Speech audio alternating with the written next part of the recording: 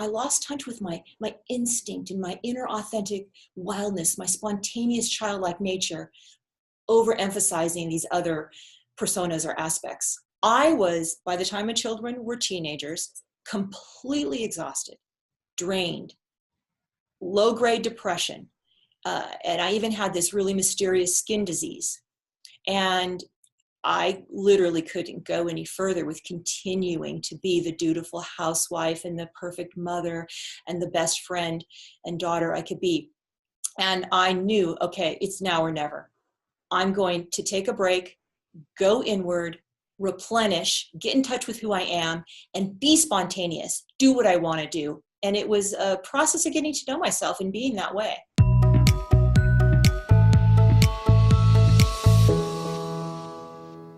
Welcome to yourbrilliance.com. I'm your host, Amy Waterman. And today we're talking about the masks we wear as women.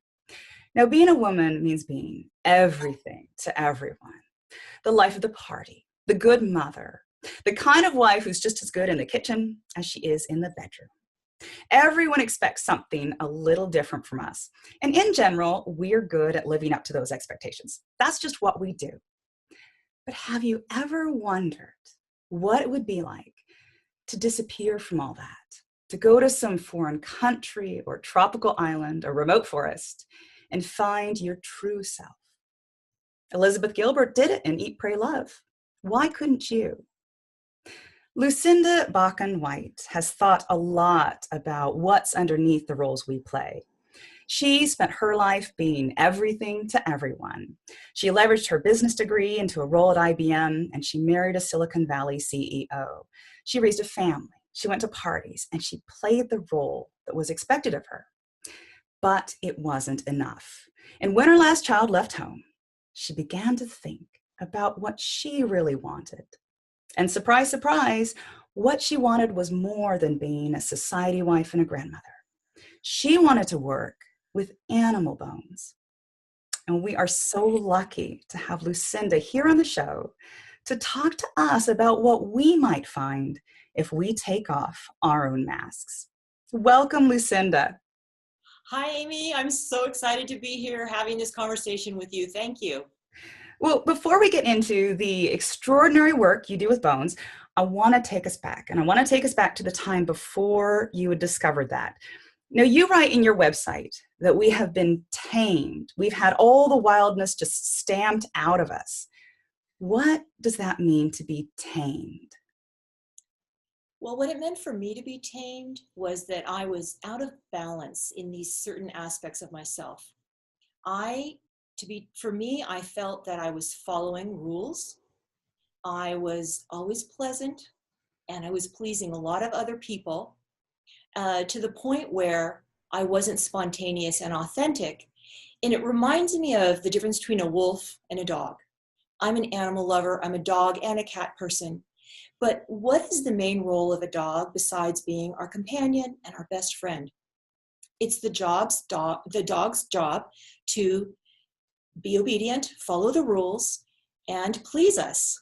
Yes. So that's kind of how it felt to me. I lost touch with my instinct and my inner authentic wildness, my spontaneous childlike nature, overemphasizing these other personas or aspects. That makes so sense. And one of the words aside from, we tame dogs, don't we? And one of Oprah's favorite books, The Four Agreements by Don Miguel Ruiz, he actually talks about a different word. He says, we've been domesticated. We are the sorts of people who do well inside houses, inside the domestic sphere, rather than the sphere of wilderness. But what he says, of course, is that this is just a dream and we can wake up. So is there a way, a dog can't wake up from the dream of tameness, domesticity. Can we wake up? Yes, and that's the beauty of being a human being. We have free will and we always have a choice, even if we think we don't, because we might be in a situation where we hate our job and we think there's only two choices: quit the job, and we imagine all these horrible things. We won't have money, we can't pay the rent, or people won't like us, or we stay in the job and we're miserable. And so we feel stuck. But there's always a choice in between, and even quitting may be different than you think. And it's all a matter of shifting your thoughts and perspectives and beliefs, because we grow up with certain belief systems. And the truth is, there's no reality. There's only your perspective. Imagine a person who had never seen a mountain before, and they're standing at the base of a mountain looking up saying, oh my gosh, this is the biggest, gigantic, monstrous thing I've ever seen in my life. I could never climb that mountain. It's huge. It must touch heaven. And then another person who's never seen a mountain before is maybe, 60, 80, 100, 200 miles out and sees a mountain from a distance and it looks this big. And they're thinking, well, I could just walk right over that. Who's right or wrong? Neither one has ever seen a different perspective. They're both right. It depends on your view.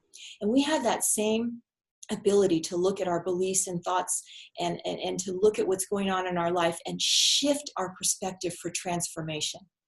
So I would just say what really shocks me about this thought is my mother raised me a certain way. She raised me to always have a smile on my face, even if I was sad, always be polite, even if I'm angry, that there are certain responsibilities I have, even if I don't want to do them, I have to do them.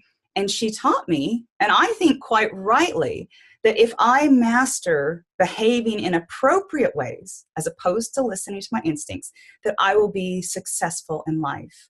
And so many people gain success in life by following the rules exactly. So what would you say to those of us who worry that reclaiming our inner wilderness is going to threaten our success and perhaps even our social standing and our reputation with our mothers?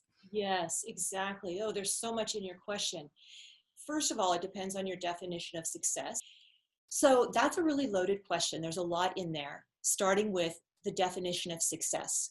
What is your own personal definition of success? Is that to be affluent, wealthy, and have a lot of people like you?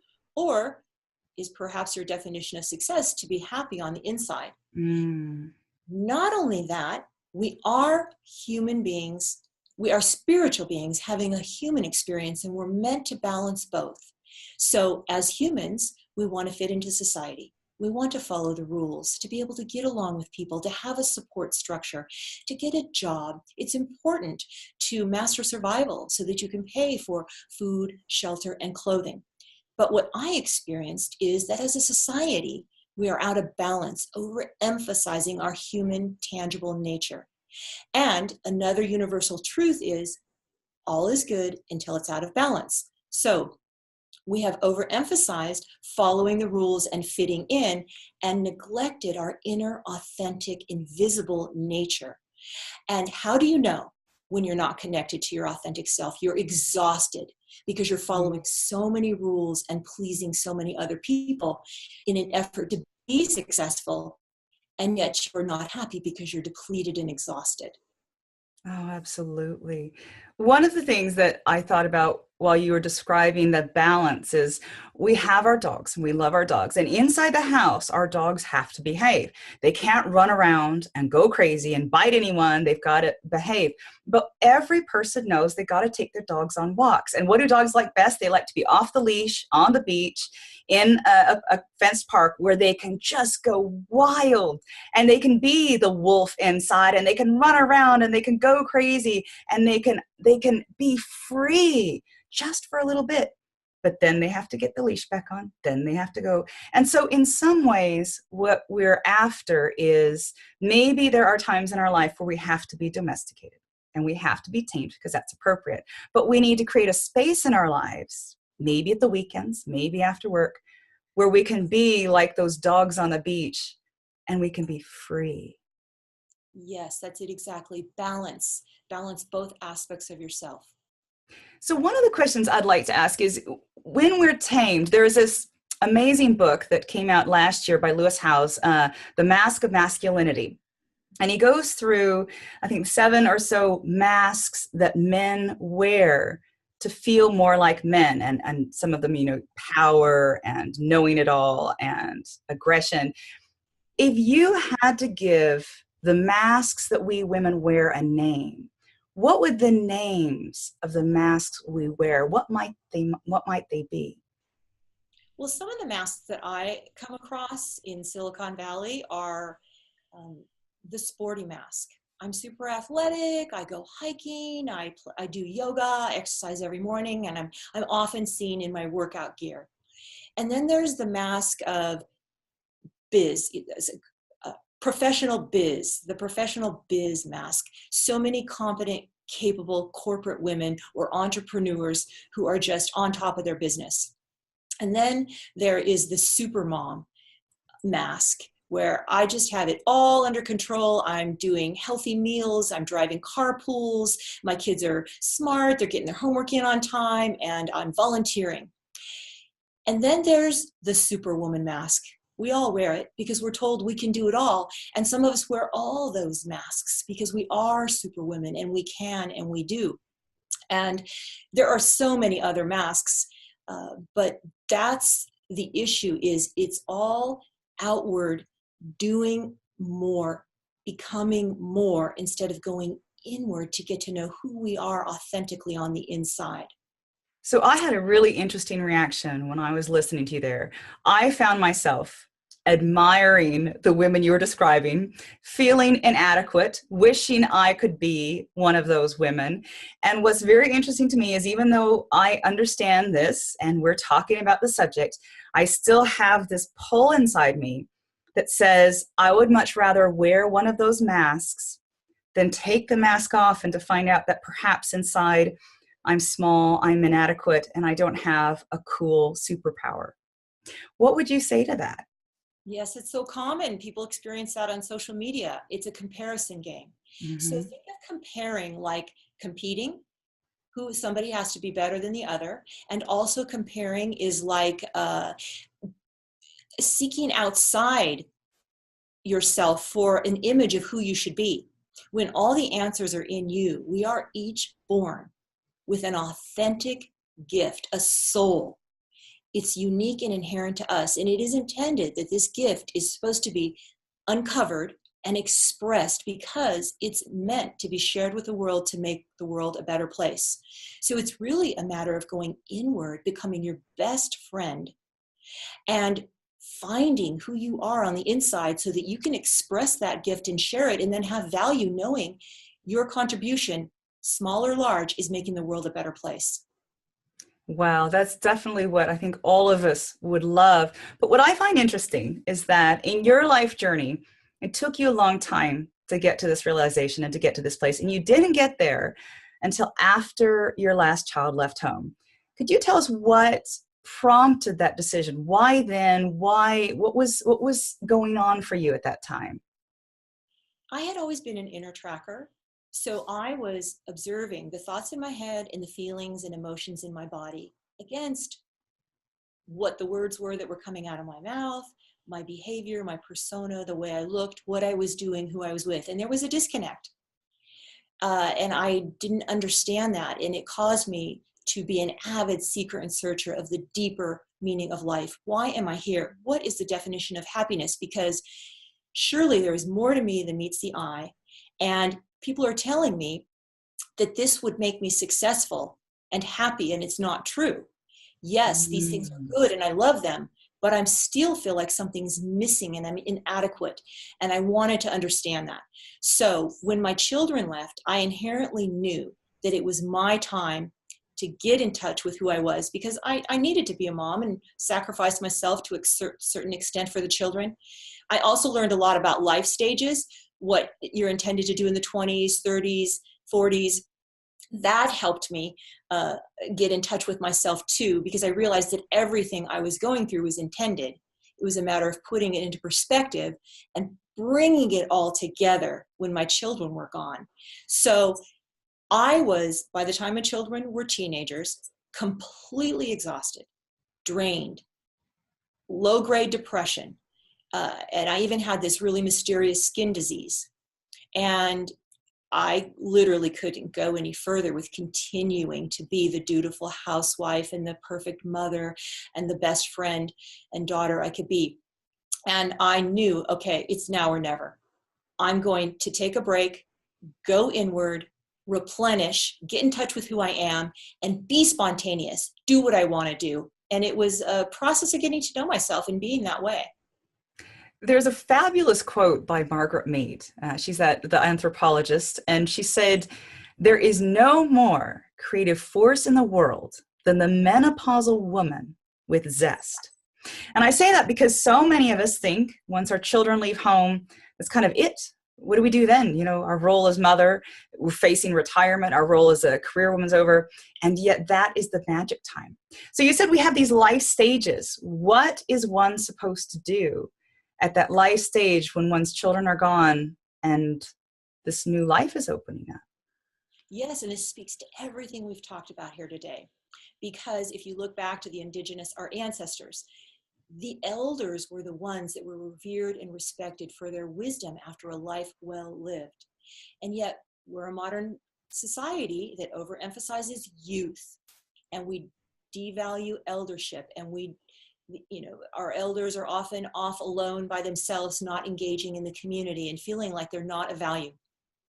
I actually knew from a young age that I wanted to be an elder with higher purpose. It was like my secret dream. I didn't know what it meant, Wow. but that did give me a leg up. And I did study a lot of the indigenous tribes and the way that their elders were leaders, and a lot of them women.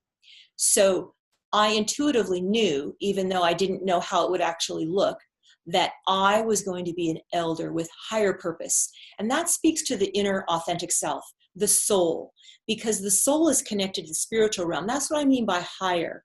It's my inherent gift that's spiritual, the eternal part of me that will never die, the gift that I'm going to share with the world, as opposed to my tangible human self that is a very competent businesswoman and mother, mastered survival in this lifetime and fitting in.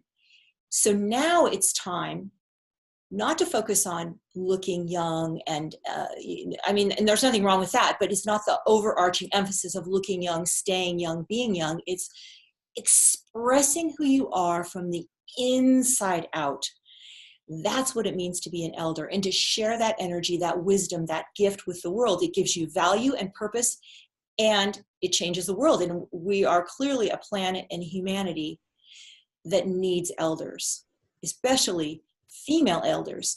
In the indigenous clans, the postmenopausal woman was retaining the blood, which had wisdom in it, for creating a second life of higher purpose. Wow. And what I love about that is that it's so tempting for those of us still in the younger stages of life, or raising young children, where we think that what we need is the big fat retirement account, the better home. We need to have better designer clothes than the other mothers. We need to feed our children more organic food. And yet what we fail to realize is our real value is accruing all the time on the inside with the wisdom and the experiences we've had, the degree to which we've reflected on those and drawn conclusions about the world. And so our real gift is not to be the one volunteering for all the committees, or not to be the one contributing most to the company. It's the one who has gained the wisdom and is sharing that with other generations. I think that's really, really important, and a really radically different mindset shift. So you are actually doing this. You are actually in the role of an elder right now. You are teaching women as, and I love this phrase, an inner wilderness guide. And so you're guiding women through this journey to reclaim their own inner wilderness. And you've also had a book come out last February, your memoir, Confessions of a Bone Woman. Tell us about what you're doing and all the projects you're involved with. Yes, it's very exciting. And again, it's the opposite of the way I used to feel. I feel enlivened naturally from the inside out. And it's not an effort anymore to do work and to work around the clock. I am taking all this wisdom. I created my memoir to tell my life story and share the wisdom in that way. And then that has launched interest from people who want to hear more, like you. So I'm doing a lot of podcast interviews. I'm doing a lot of stand-up presentations for groups of 40 or 50. Women that want to hear my wisdom. Every presentation is different because I understand the greater and deeper meaning of life. And it's a motivational thing, an inspirational thing. And I am teaching, offering classes. We live here on a ranch in the wilderness. I bring people out to nature to connect them with nature, which automatically connects them to their inner nature. And I'm co-creating with people. It's just exciting. I'm just being spontaneous and doing what I love and loving what I do. So for those of you watching, if you want to learn more about Lucinda's projects and get your own copy of Confessions of a Bone Woman, we've got a link for you. Just go to yourbrilliance.org/Lucinda. That's yourbrilliance.org/Lucinda. Lucinda, thank you for coming on to the show. And we are coming to the end, and I wondered if you had any last message you would like to leave our viewers with.